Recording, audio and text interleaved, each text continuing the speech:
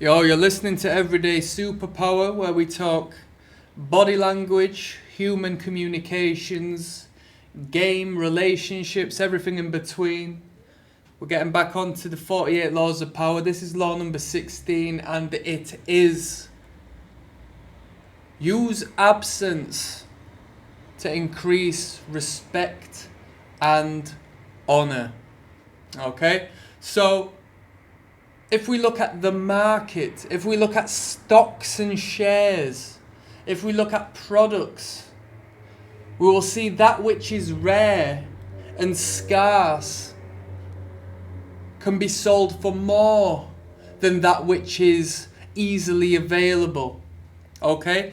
So you might be aware of this. I'm not, but I imagine this is the case from what I have seen, and just by respect itself of the law that we are speaking of today, I assume it goes hand in hand with what I'm about to reference.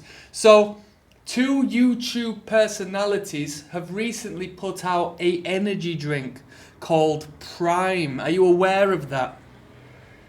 Everybody would go and buy Prime off of the shelves, selling them out in all of the stores. Now, this would equate to people who have possession of this product, selling this product then on to other people for more than the asking retail price, because people are so desperate to possess it. So the absence in the shops has created a want and a need externally. If you look at how a particular illness spread the world apparently as of recent, people were buying out all of the toilet rolls, all of the hand wash from stores. Absence created respect in the means of people acknowledged the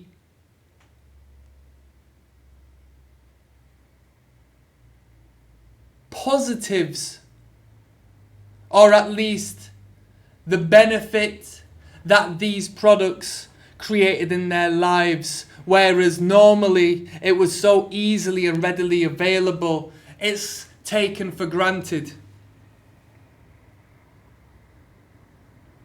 This applied in the human sense means if you participate in a social group on a consistent basis, you become common. And what is common? So if you look at trading cards,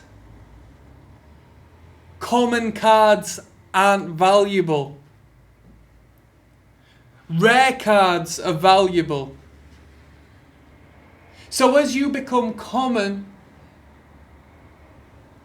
you create a subconscious lack of respect in the minds of those whom just expect you to be there. Now, we can talk about the verbal alongside your literal presence. Whilst you exist on a consistent basis within that social group, your presence as you being readily available creates a lower value. Now, the words and the conversations you discuss can exist within this realm as well. As how much do you speak? As the more you speak, the more common you now are seen. The more information you give away, the more people understand of you. Your price only lowers and lowers and lowers, which is very problematic, in the sense of, does that mean I have to stop hanging out with my friends? Does that mean blah de blah de blah? Not necessarily, but you have to approach how this works. On this YouTube channel, I initially did the catalogue of body language, where I went through everything I knew of the little minute details to the larger details of non-verbal communication and subconscious body language.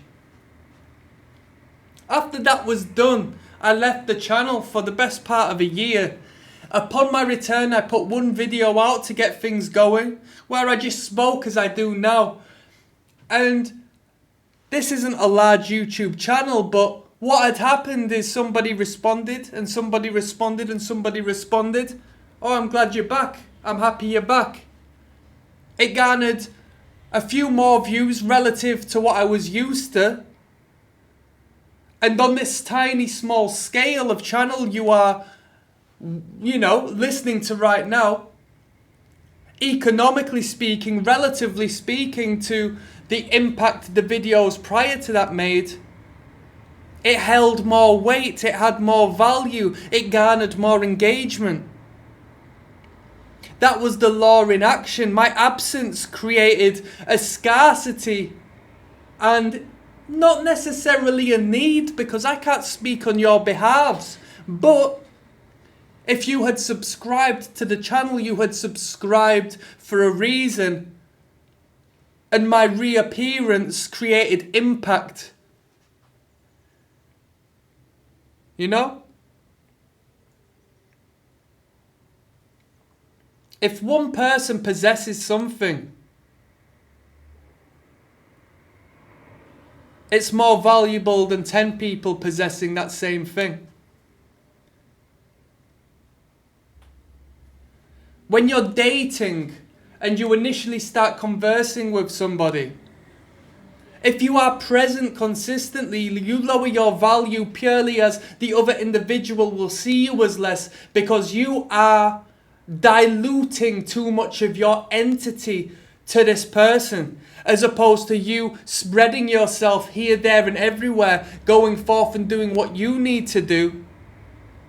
And then upon your return, that absence creates a higher quality of communication, a higher emphasis. That happens well on into the relationship, whereas you love each other, but that which exists and cohabitates 24 hours a day becomes stale and common. If you were to go off and do your thing and go and work and go and see people and go and venture and then return, that time you spend would be so much more meaningful. Utilize this economic law of absence creating respect and honor. Always pay consideration of it. It means a lot. I'm signing out. Peace.